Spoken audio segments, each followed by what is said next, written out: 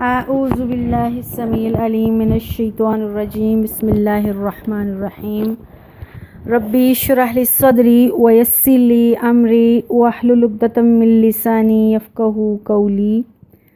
اللہم رب زدنی علما اللہم رب زدنی علما اللہم رب زدنی علما اللہم فقہنا فی الدین اللہم فقہنا فی الدین اللہم فقہنا فی الدین اللہم انی اسألک علما نافعا وعملا متقبلا ورزقا طیبا اللہم اجعل هذا القرآن ربیع قلبی ونور صدری وجلاء حزنی وذہاب ہمی رضیت باللہ ربا وبالاسلام دینا وبمحمد النبی صلی اللہ علیہ وآلہ وسلم اللہم اجعل هذا القرآن ربیع قلبی ونور صدری وجلاء حزنی وذہاب ہمی۔ آج ہم سورہ آل عمران سورہ نمبر 3 پارہ نمبر 4 اور آیت نمبر 153 تک الحمدللہ لاسٹ ٹائم ہم نے کور کیا تھا، جس میں ہم نے دیکھا تھا کہ مسلمانوں نے کس طرح غزوہ احد میں غم پر غم اٹھائے، تکلیفیں اٹھائیں، کس طرح جنگ میں پہلے فتح ہوئی پھر وہ ہار کی صورت میں بدل گئی، مسلمانوں سے کیا مسٹیکس ہوئیں، اللہ تعالیٰ نے کس طرح سے ان کو آزمایا، یہ ساری ہم نے حالات دیکھے تھے۔ ابھی آج ہم جو ہے وہ 154 آیت سے پڑھنے لگے ہیں۔ بسم اللہ الرحمن الرحیم۔ ثم انزل علیکم من بعد الغم امنة نعاسا یغشی طائفة منکم، پھر اللہ تعالیٰ نے ثم انزل علیکم من بعد غم، پھر اللہ تعالیٰ نے غم کے بعد تمہارے اوپر امن کو نازل کیا۔ امن کس طرح سے آیا ان کے اوپر، سکون کس طرح سے آیا ان کو، نعاسا یغشی طائفة منکم، تم میں سے ایک جماعت پر اللہ تعالیٰ نے، ایک گروہ پر اونگ کو نازل کر دیا۔ یہ ایک انبلیویبل قسم کی چیز ہے کہ عین جنگ کے دوران مسلمانوں پر اونگ کا طاری ہو جانا، اتنے شدید غموں کے بعد۔ غم کیا تھے؟ اچھا خاصا مسلمانوں نے جنگ جیتی، پھر مسلمان مال غنیمت لوٹنا شروع ہو گئے، اللہ تعالیٰ کے نبی نے ابھی تک آرڈر نہیں دیا تھا، اور کافر نے پیچھے سے حملہ کر کے مسلمانوں کے بہت سے لوگوں کو شہید کر دیا، اللہ کے نبی صلی اللہ علیہ وسلم کو بھی تکلیفیں پہنچائی، بہت سے جلیل القدر صحابہ جو ہے وہ اس جنگ میں شہید ہو گئے۔ اتنے امن کے بعد مسلمانوں کی ہمت بالکل ٹوٹ گئی، وہ جسمانی اور روحانی دونوں طرح سے بالکل پریشان اور رنج زدہ ہو چکے ہوئے تھے۔ دوبارہ جب مسلمانوں نے شکست کے بعد حوصلہ باندھا، لڑنا شروع کیا، تو اب اتنی ہمت نہیں تھی کہ وہ فریش ہو کر جنگ لڑ سکیں۔ تو یہ اللہ کا بہت بڑا احسان اور نعمت تھی مسلمانوں پر کہ اللہ نے ان کے اوپر اونگ طاری کر دی۔ اس طرح سے ان کو جسمانی اور روحانی دونوں طرح سے سکون ملا، بدن کی تھکاوٹ بھی دور ہوگی اور غم یکدم بھول گئے، وہ ریفریش ہو کے دوبارہ جنگ قوت اور ہمت کے ساتھ لڑے اور جنگ فتح کی صورت میں بدل گئی۔ سیدنا ابو طلحہ رضی اللہ عنہ فرماتے ہیں کہ احد کے دن عین جنگ کے دوران مجھے اونگ طاری ہو گئی، اور حالت یہ تھی میری کہ تلوار میرے ہاتھ سے بار بار گر جاتی تھی، اور میں اس کو پھر پکڑتا تھا، پھر وہ گرتی تھی اور میں پھر اسے تھام لیتا تھا۔ گویا کہ یہ اللہ کا ایک احسان تھا مسلمانوں کے اوپر، ان پر اونگ آئی، اس اونگ سے وہ فریش ہوئے اور دوبارہ سے انہوں نے جنگ لڑنا شروع کر دیا۔ قد ہمتہم انفسہم یظنون باللہ غیر الحق ظن الجاہلیہ، وہ لوگ جنہیں صرف اپنی جانوں کی پرواہ تھی، ظاہر ہے سارے ایمان والے، پختہ ایمان والے تو جنگ میں نہیں تھے نا، وہ لوگ جو عبداللہ بن ابی منافق کے ساتھی تھے، وہ جنگ میں رہ گئے تھے، اور ان کو بھی فکر پڑی ہوئی تھی کہ اگر ابو سفیان نے دوبارہ حملہ کر دیا وہ تو گئے، ان کی جانیں تو گئیں۔ تو وہ کیا کر رہے ہیں، وہ سوچ رہے ہیں اپنے بارے میں باللہ غیر الحق کی ظن الجاہلیہ، وہ جاہلیت کی باتیں سوچ رہے ہیں، ان کا بیلیف ہی نہیں اللہ پر کہ اللہ سبحانہ وتعالیٰ اگر چاہے تو ابھی اسی وقت ان کی مدد کر سکتا ہے اور جنگ دوبارہ فتح کی صورت اختیار کر سکتی ہے۔ یقولون حل لنا من امر من شیء، وہ اپنے دلوں میں سوچتے ہیں آج تو ہمارے اختیار میں کچھ بھی نہیں، بس آج تو ہم ہارے ہی ہارے، کل اے نبی ان کو کہہ دیں ان الامر کلہ للہ، سارے معاملات کا اختیار اللہ سبحانہ تعالیٰ کو ہے۔ یخفون فی انفسہم ما لا یبدون لک، وہ اپنے دلوں میں اتنی بڑی باتیں چھپا کے پھر رہے ہیں جو آپ کے سامنے ظاہر بھی نہیں کر سکتے۔ یقولون لو کان لنا من امر شیء، وہ کہتے ہیں آج کاش ہمارے اختیار میں کچھ بھی ہوتا تو ما قتلنا ہاہنا، آج ہمارے بس میں کچھ بھی ہو ہم اس موت سے بچ جائیں، جو موت سامنے ہمیں نظر آ رہی ہے ہمیں کوئی عمل دخل کر کے یہاں سے بچ جائیں۔ کل اے نبی ان کو کہہ دیجئے لو کنت فی بیوتکم، اگر تم اپنے گھروں میں بھی ہوتے نا، لبرز الذین کتب علیہم القتال الی مضاجعہم، تو کیا ہوتا اگر مرنا مقدر ہوتا تمہارا، اس جنگ کے میدان میں تمہاری تقدیر میں مرنا لکھا ہے تو تم ضرور اپنا بستر چھوڑ کر میدان جنگ میں آ جاتے۔ یہ تو ویسے ہی بات ہوئی جو حضرت موسیٰ علیہ السلام کے ساتھ ہوئی۔ حضرت موسیٰ علیہ السلام کے پاس موت کا فرشتہ آیا اور حضرت موسیٰ جلالی نبی تھے، غصہ آ گیا، فرشتے کو تھپڑ رسید کیا اور فرشتہ واپس گیا اللہ کے پاس، اللہ تیرا نبی مرنا نہیں چاہتا۔ تو اللہ نے کہا اے نبی موسیٰ تم کتنی دیر اور زندہ رہنا چاہتے ہو، ایسا کرو ایک بیل کے اوپر ہاتھ رکھو اور تمہارے ہاتھ کے نیچے جتنے بال آئیں گے وہ لاکھوں میں ہو ہزاروں میں ہو، اللہ تمہیں اتنی لمبی عمر دے دے گا۔ تو حضرت موسیٰ نے کہا اللہ پھر موت؟ تو حضرت موسیٰ نے کہا ٹھیک ہے اللہ موت ہی ہے تو میری خواہش ہے جب بھی تو مجھے اٹھا لے میں اپنی قبر خود کھودوں اور اس کے اندر دفن ہوں۔ چنانچہ کچھ ٹائم گزر گیا اور حضرت موسیٰ یہ بات بھول گئے، تو راستے میں ایک دن جا رہے ہیں تو دو جوان آدمی ایک قبر کو کھود رہے ہیں۔ تو حضرت موسیٰ نے کہا لاؤ میں بھی تمہاری ہیلپ کروں، قبر کو کھودنا ثواب کا کام ہوتا ہے، لاؤ میں بھی ثواب میں حصہ لے لیتا ہوں۔ تو قبر جب کھود دی گئی تو اکثر جب قبر کھود لی جاتی ہے ساری تیار ہو جاتی ہے تو ایک آدمی قبر میں لیٹ کر دیکھتا اس کی چوڑائی لمبائی مناسب ٹھیک ہے۔ ایسے ہی حضرت موسیٰ نے اس میں لیٹ کر دیکھا کیا قبر بالکل صحیح جیسی چاہیے تھی ویسے تیار ہوئی، ابھی لیٹے ہی ہیں تو موت کا فرشتہ آیا اور ان کی روح کو قبض کر کے لے گیا۔ گویا کہ جس جگہ پر موت لکھی ہے وہاں انسان کسی نہ کسی ہیلے بہانے سے پہنچ کے رہتا ہے۔ تو اللہ ان سے کہہ رہا ہے اگر موت تمہاری میدان جہاد میں لکھی ہوئی ہے تو تم زبردستی اللہ کسی نہ کسی طریقے سے تمہیں وہاں پہنچا کے رہے گا۔ وَلِيَبْتَلِيَ اللَّهُ مَا فِي صُدُورِكُمْ، یہ جو مشکل حالات جنگ میں اللہ تعالیٰ نے ڈالے ہیں، اللہ تعالیٰ جن لوگوں نے اپنے سینوں میں چیزیں چھپا کے رکھی ہوئی ہیں وہ نکلوانا چاہتا ہے۔ وَلِيُمَحِّصَ مَا فِي قُلُوبِكُمْ، اور مسلمانوں کے دلوں کو اللہ تعالیٰ خالص کرنا چاہتا ہے۔ وَاللَّهُ عَلِيمٌ بِذَاتِ الصُّدُورِ، اللہ تو دلوں کے بھیدوں تک کو جانتا ہے۔ آیت ہے 155، ان الذین تولوا منکم، وہ لوگ جس دن جنگ ہوئی تھی، یوم التقى الجمعان، جس دن جنگ ہوئی تھی وہ واپس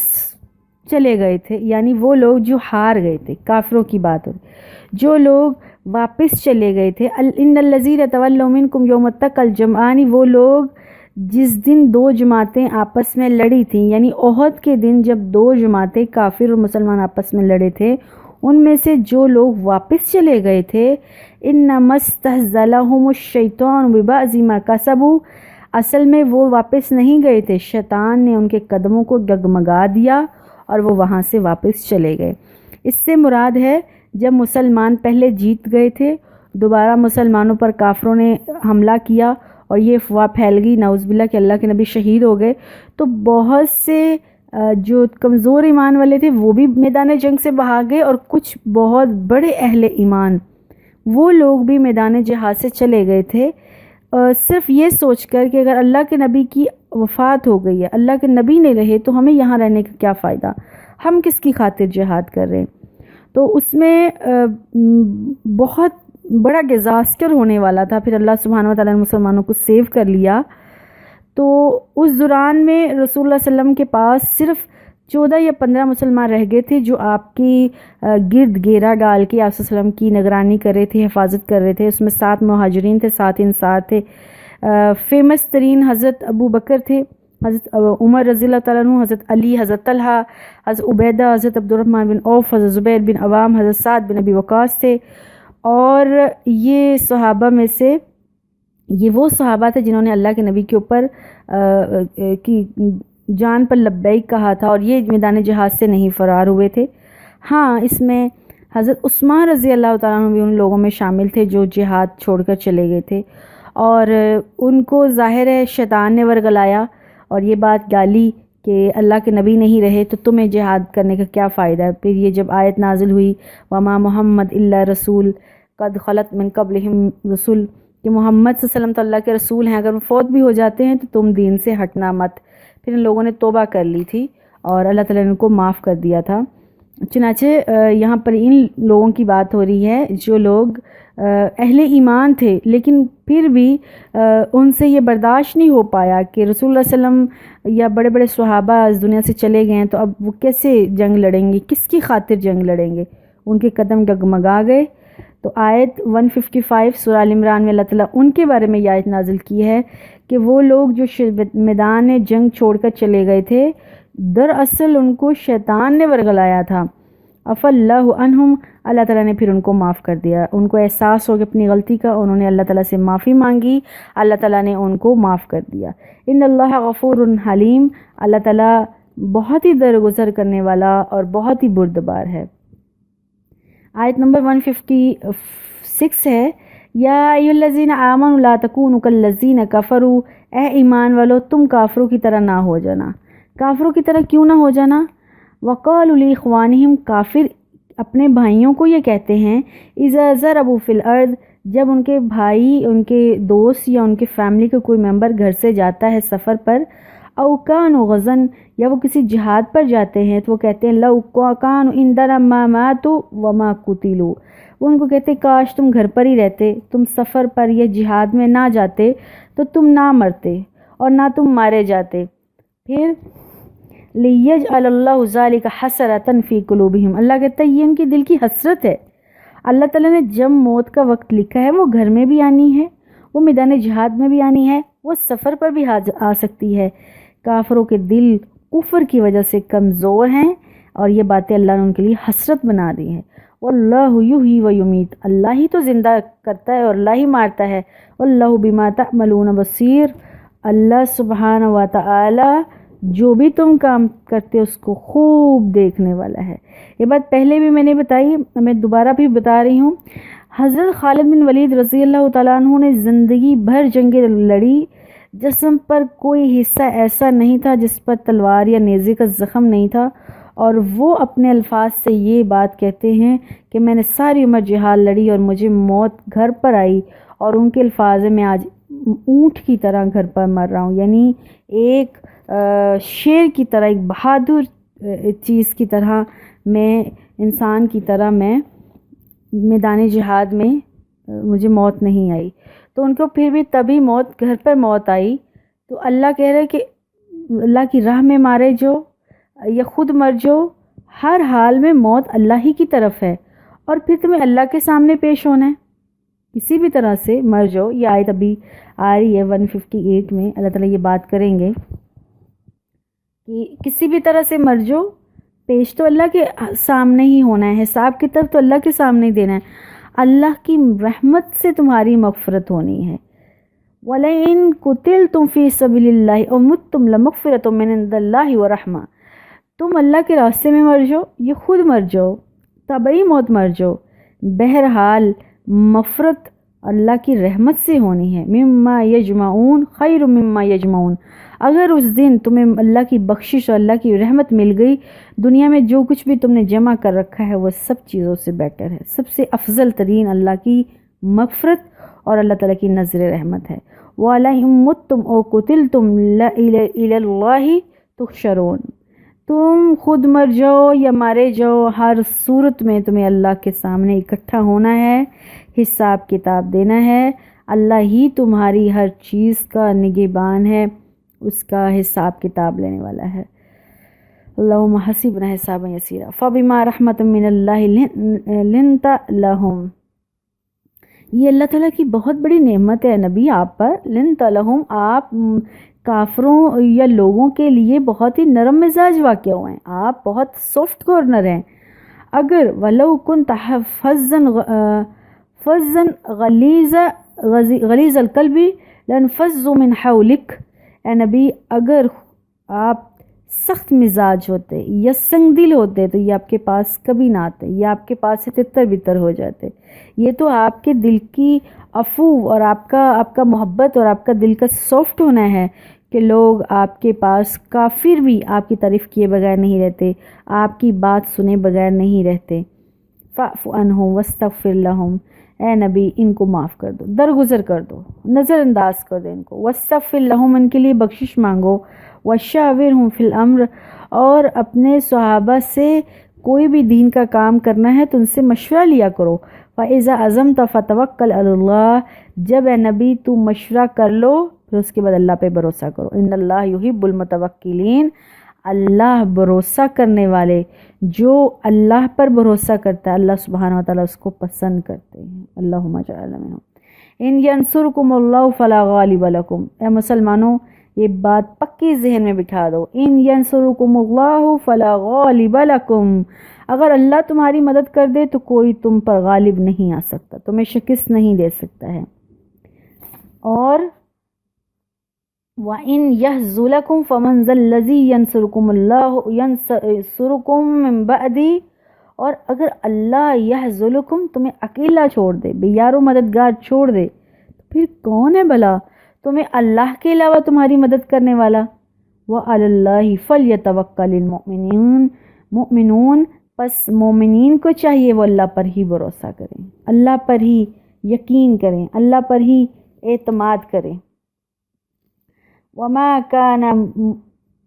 اور نہیں ہے للنبی ان یغل فمن یغلل یأتی بما غل یوم القیامہ، کسی نبی کے شان شیان نہیں ہے کہ وہ مال میں خیانت کرے، وہ مال میں چوری کرے۔ یہ بہت بڑی بات ہوئی۔ حضرت ابو سعید خدری رضی اللہ تعالیٰ عنہ فرماتے ہیں کہ حضرت علی رضی اللہ تعالیٰ عنہ یمن سے ایک لال چمڑا رنگا ہوا تھا، اس کے اندر سونے کی ڈلی اللہ کے نبی کو بھیجی۔ وہ ڈلی اتنی فریش تھی کہ ابھی اس کے ساتھ سے مٹی بھی نہیں اتری تھی۔ تو آپ صلی اللہ علیہ وسلم نے اس سونے کی گلی کو 4 آدمی جو کہ اس وقت مسلمان ہوئے تھے، عیینہ بن بدر، اقرع بن حابس، زید الخیل، اقلمہ یا عامر بن طفیل، یہ 4 آدمی تھے، ان کے درمیان میں اللہ کے نبی نے تقسیم کر دی۔ آپ کے صحابہ میں سے کسی نے کہا اس مال پر تو ہمارا زیادہ حق تھا، ہمیں ملنی چاہیے تھی، اللہ کے نبی نے ناانصافی کی ہے اور لوگوں کو دے دی ہے۔ تو آپ صلی اللہ علیہ وسلم کو جب یہ بات معلوم ہوئی تو آپ نے فرمایا کیا تم لوگوں کو محمد صلی اللہ علیہ وسلم پر یقین نہیں؟ حالانکہ میں آسمان والی اللہ تعالیٰ کا امین ہوں، امانت دار ہوں، اور میرے پاس آسمان اور زمین کی خبریں آتی ہیں صبح و شام۔ تو ایک آدمی ان میں سے جو ہے وہ اس کی دھنسی ہوئی آنکھیں تھیں اور رخسار اوپر اس کی ہڈیاں نکلی ہوئی تھیں، اس کی چیکس بون کی، اور پیشانی باہر کو نکلی ہوئی، داڑھی اس کی جو صفات بیان ہوتی ہے نا حدیث میں، داڑھی اس کی بہت گھنی، سر اس کا منڈا، وہ اپنی تہمت اپنی پنگلیوں سے اوپر کھینچتا ہوا کھڑا ہوا اور کہا اللہ کے رسول اللہ سے ڈریے، یعنی آپ نے ناانصافی کی ہے، یعنی یہ ہمیں ملنا چاہیے تھا سونا۔ تو اللہ کے نبی نے اس کو کہا تیری بربادی ہو، کیا اس دنیا پر مجھ سے زیادہ ڈرنے والا کوئی ہے؟ کیا اس دنیا میں مجھ سے زیادہ عدل کرنے والا کوئی ہے؟ تو نبی پر نعوذ باللہ من ذالک یہ تہمت لگانا کہ نبی نعوذ باللہ من ذالک خیانت کر سکتا ہے، ناانصافی کر سکتا ہے، تو کوئی نبی ایسا نہیں ہوتا۔ تو ما کان لنبی ان یغل، یہ نبی کے شان شیان ہی نہیں ہے کہ وہ خیانت کرے۔ ومن یغلل یأتی بما غل یوم القیامۃ، اور جو شخص خیانت کرے گا قیامت کے دن اسی خیانت کردہ سامان کے ساتھ وہ اللہ کے سامنے حاضر ہوگا۔ ثم توفی کل نفس ما کسبت، پھر ہر ایک شخص کو اس کی کمائی کا پورا پورا بدلہ مل جائے گا۔ ولا هم یظلمون، اور کسی پر ظلم نہیں کیا جائے گا۔ افمن اتبع رضوان اللہ، بلا جو شخص اللہ تعالیٰ کی رضا کے پیچھے بھاگ رہا ہو، کمن باء بسخط من اللہ، وہ اس جیسا ہو سکتا ہے جو اللہ کے غصے کے میں گرفتار ہوا ہو، اللہ کے غصے کا حقدار ہو، یہ دونوں برابر نہیں ہو سکتے ہیں۔ وَمَأْوَاهُ جہنم، مأواہ جہنم، ایسا لوگ جو اللہ کے غصے کا حقدار ہے، جو نبی کے آگے بدتمیزی کرتا ہے، جو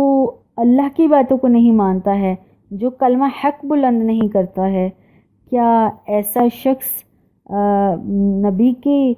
اور اللہ کی رضوان کا حقدار ہو سکتا ہے؟ وہ بئس المصیر، اور یہ بہت ہی برا ٹھکانہ ہے، ایسے شخص کا بہت ہی برا ٹھکانہ ہے۔ تو کسی پر خیانت کا لگانا کہ فلانے نے خیانت کی ہے، اور خاص طور پر رسول اللہ علیہ وسلم کے بارے میں یہ بتانا، تو وہ شخص تو آگ میں ہی جانے والا ہے۔ ایک حدیث ہے، حضرت ابو ہریرہ فرماتے ہیں کہ ہمیں جنگ خیبر کی غنیمت میں سے سونا چاندی تو ملا نہیں ہے، بس تھوڑے تھوڑے کبھی اونٹ، کوئی بکریاں، کوئی اس طرح سے جانور مل گئے اور کچھ کپڑے وغیرہ ملے۔ تو ایک شخص رفع بن زید رسول اللہ صلی اللہ علیہ وسلم کو ایک غلام تحفتاً دیا، اس کا نام تھا مأدم۔ اس کے بعد آپ وادی قرہ کی طرف بڑھے، وہاں پہنچے تو مدم آپ کو سواری سے اتار رہا تھا اور اسے ایک تیرا لگا جس کی وجہ سے اس کی موت ہوگی۔ تو لوگوں تعالیٰ نے اس کو کہا کہ جنت مبارک ہوتا، آپ نے فرمایا ہرگز نہیں،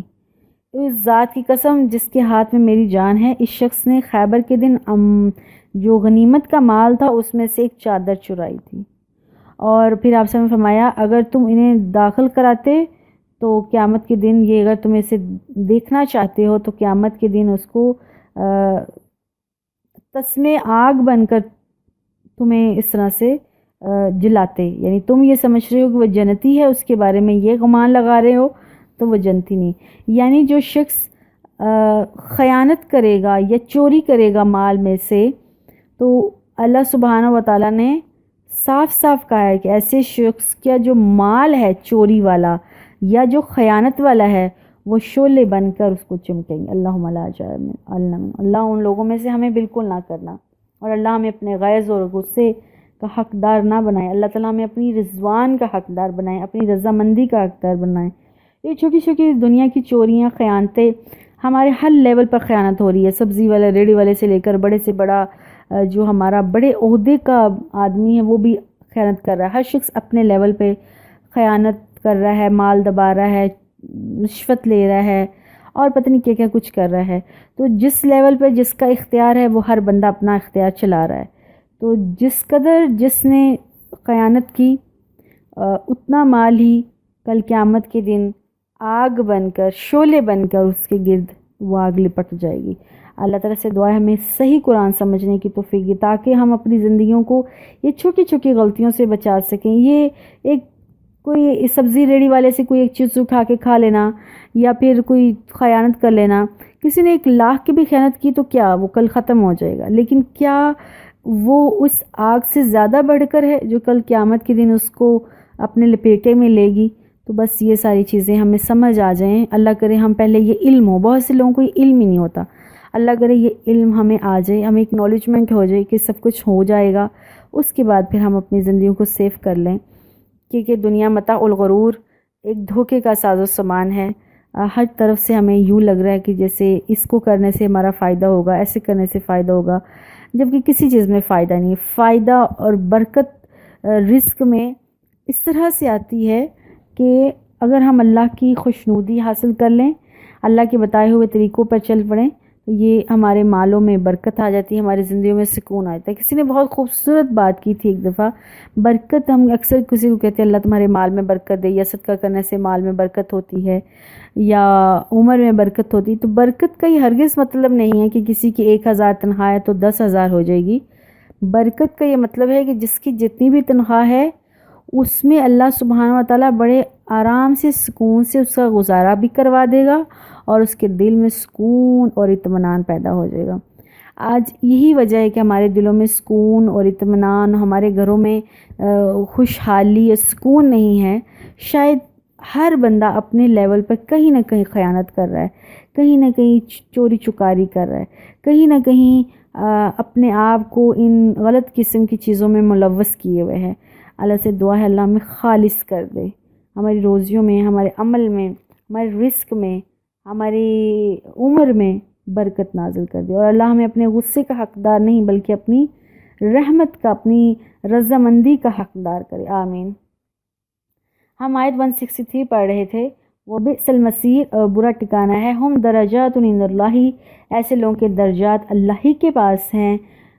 واللہ بصیر بما یعملون، وہ جو بھی عمل کرتے ہیں اللہ اس کو خوب خوب دیکھ رہا ہے۔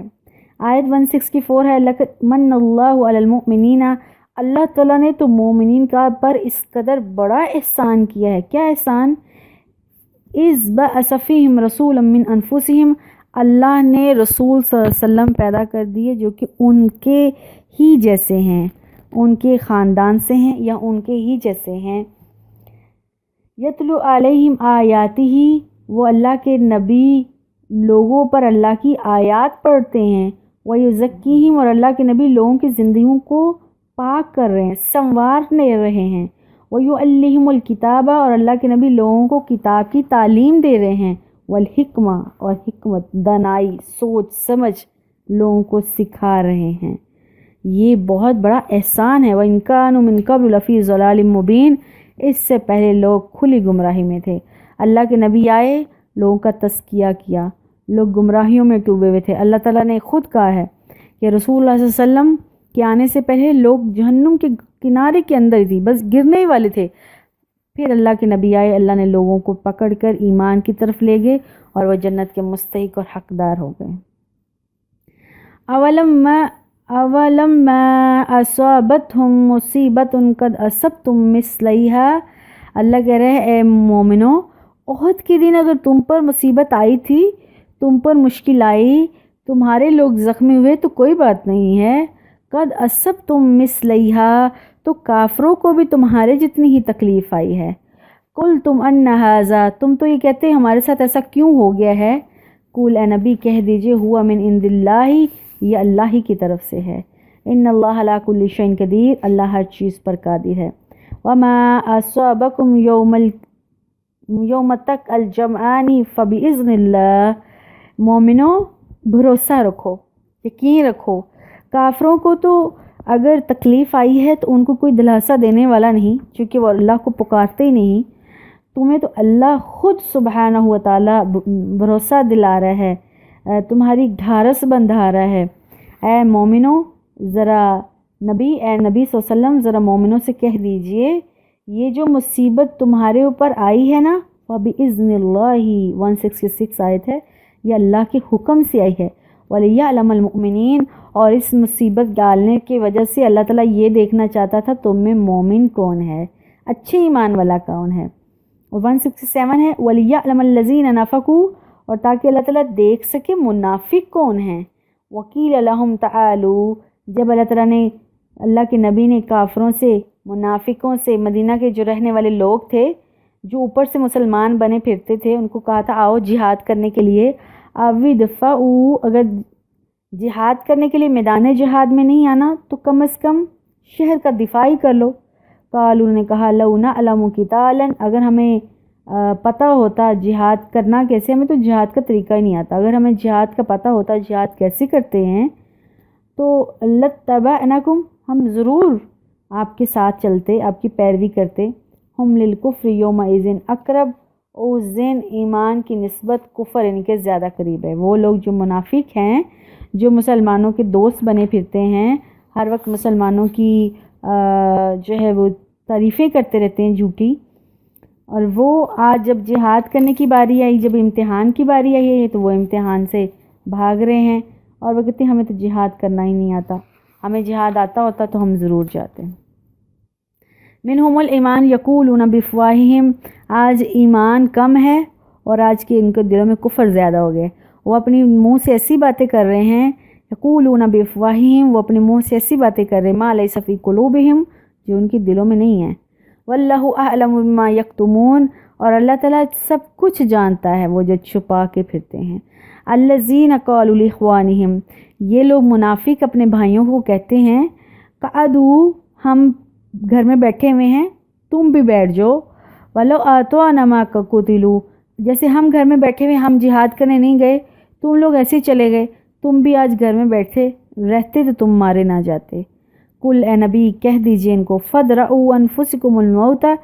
اگر ان کنتم صادقین، اگر تم سچے ہو اپنے اس دعوے میں کہ گھر میں رہنے کے موت نہیں آتی، تو پھر موت اپنے پاس سے دور ہٹا لو، موت کو ختم کر لو، موت تو آ کے رہنی ہے۔ وَلَا تَحْسَبَنَّ الَّذِينَ قُتِلُوا فِي سَبِيلِ اللَّهِ، ابھی جس موت سے ڈر رہے ہیں وہ موت کی عظمت تو ذرا دیکھو، وہ جو میدان میں آئی ہوئی، جہاد میں آئی ہوئی، اللہ کے راستے میں لڑتے ہوئے جو موت آتی ہے، ذرا اس موت کا اندازہ تو لگاؤ۔ وَلَا تَحْسَبَنَّ الَّذِينَ، وہ لوگ 169 آیت ہے، جو لوگ اللہ کے راستے میں شہید ہو گئے ہیں، فی سبیل اللہ اموات، ان کو مردہ مت کہو، وہ مردہ نہیں ہیں، بل احیاء، وہ تو زندہ ہیں، عند ربہم، اپنے رب کے پاس، یرزقون، وہ رزق پا رہے، وہ اللہ کے پاس رزق پا رہے ہیں۔ اب وہ زندہ کیسے ہیں؟ کیا وہ ہم انسانوں کی طرح زندہ ہوتے ہیں؟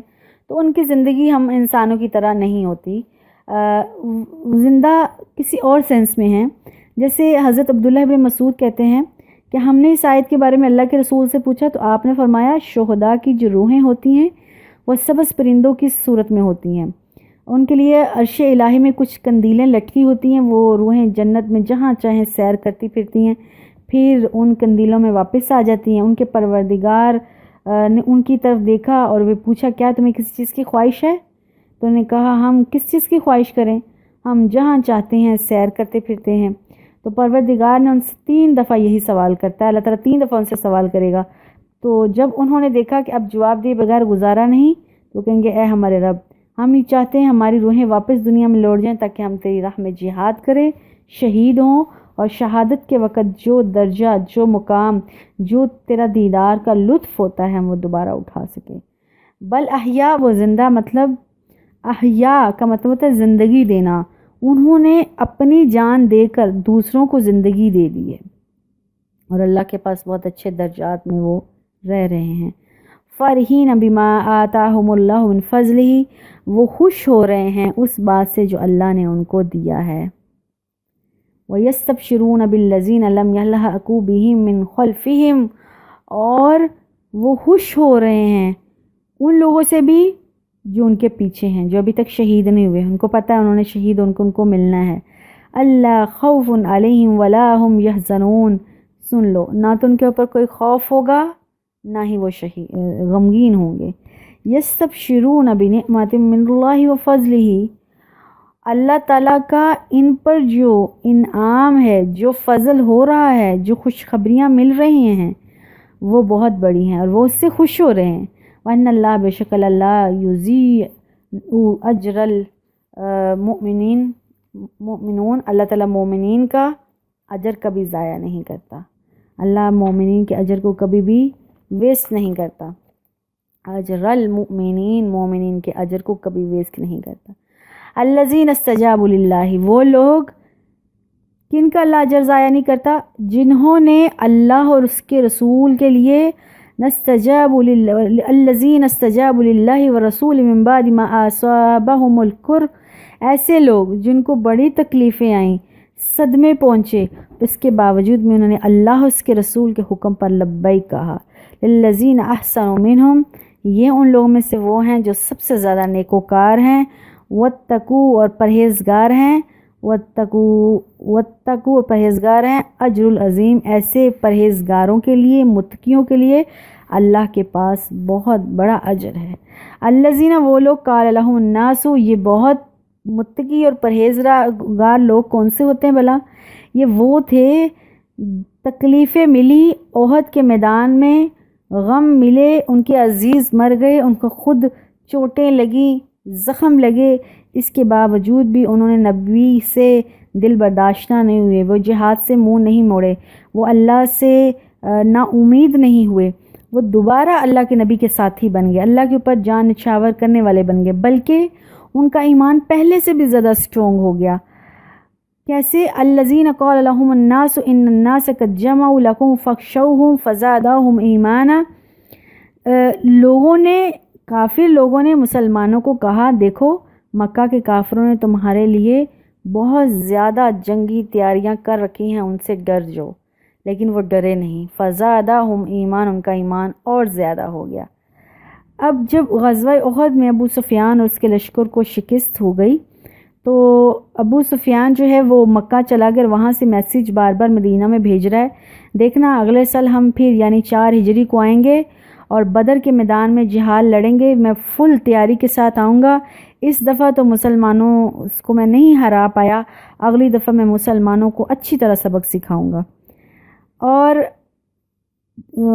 4 ہجری میں جب 4 ہجری ہوئی تو رسول اللہ صلی اللہ علیہ وسلم کو پتہ چلا کہ ابو سفیان اس کا لشکر آنے والے ہیں،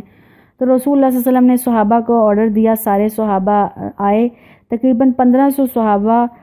رضوان اللہ علیہم اجمعین بدر کے مقام پر پہنچ گئے۔ تو اور ساتھ ساتھ اللہ کے نبی یہ دعائیں پڑھ رہے تھے۔ کیا دعائیں پڑھ رہے تھے؟ الذین قال لهم الناس ان الناس قد جمعوا لكم فاخشوهم فزادهم ایمانا وقالوا حسبنا اللہ ونعم الوکیل۔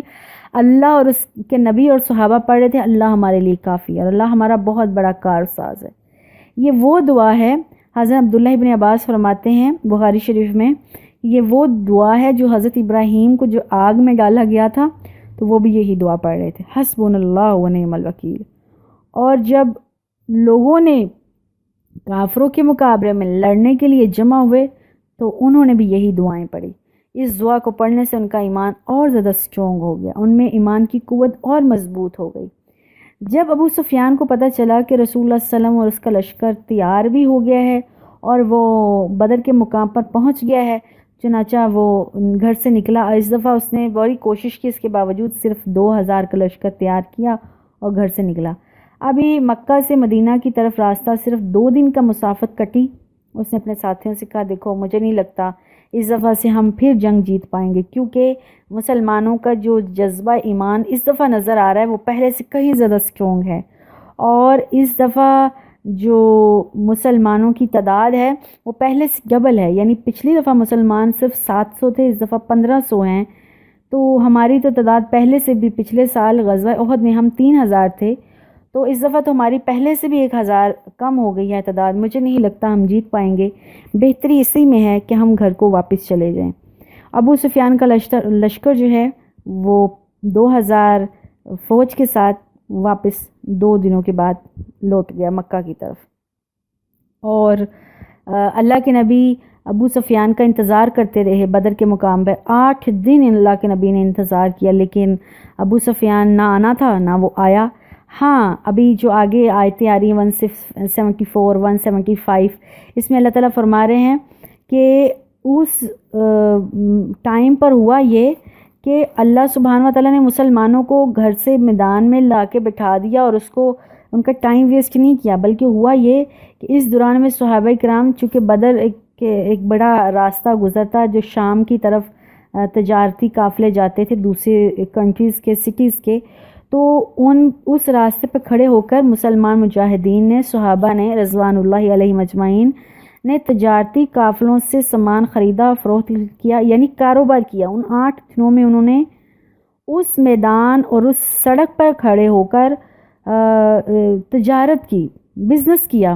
اور اللہ کی رضا سے بہت زیادہ فائدہ اٹھایا۔ نہ صرف ان کو مالی نقصان پہنچا بلکہ نہ صرف ان کو مالی فائدہ ہوا بہت زیادہ، بلکہ وہ بہت زیادہ خوش ہو کر، مطمئن ہو کر گھر کو گئے، اور ان کے دلوں میں اطمینان تھا، ان کے دلوں میں سکون تھا، سب سے بڑی بات۔ اور ابو سفیان جب 2 دن بعد مسلمانوں کا روب اس پر طاری ہو گیا اور گھر کو لوٹا، تو اس کے پاس جو بھی ساتھ لایا ہوا تھا سامان وہ راستے میں وہ پھینک کر چلا گیا، یہاں تک کہ بہت زیادہ ستو لے کر آیا تھا ابو سفیان ساتھ میں سفر میں، وہ وہیں پھینک کر چلے گئے۔ تو اس غزوے کا نام تاریخ میں غزوہ سویق مشہور ہے۔ سویق سے مراد ستو، یعنی ابو سفیان ظاہر ہے جو اس کے پاس ساز و سامان تھا ستو سمیت جو بھی تھا وہ وہاں پر پھینک کر چلا گیا۔ آگے آیت ہے 174، فن قالبوا بنعمت من اللہ و فضل،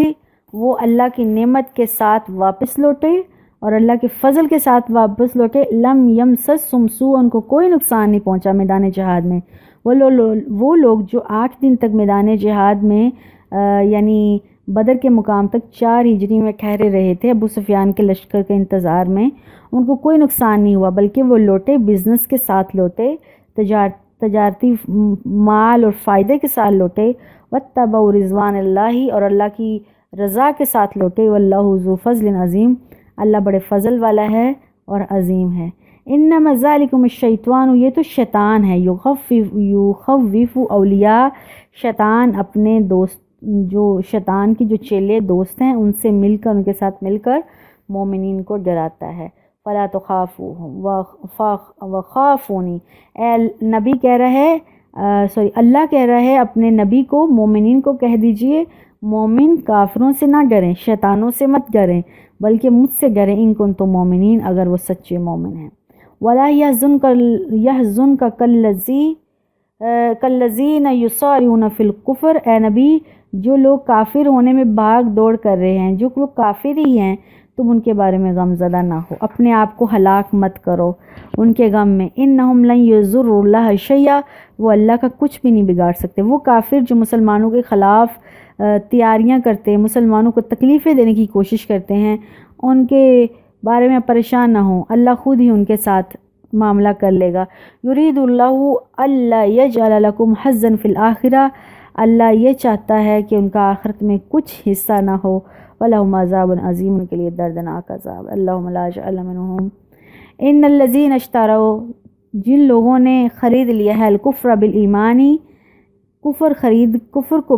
ایمان کو بیچ کر کفر کو خرید لیا ہے، لن یضر اللہ شیئا ہاں جو کافر ہیں وہ تو کافر ہیں ہی، جو لوگ مومن ہونے کا دعویٰ کرتے ہیں یعنی منافق اور وہ پھر بھی کفر والے کام کرتے ہیں،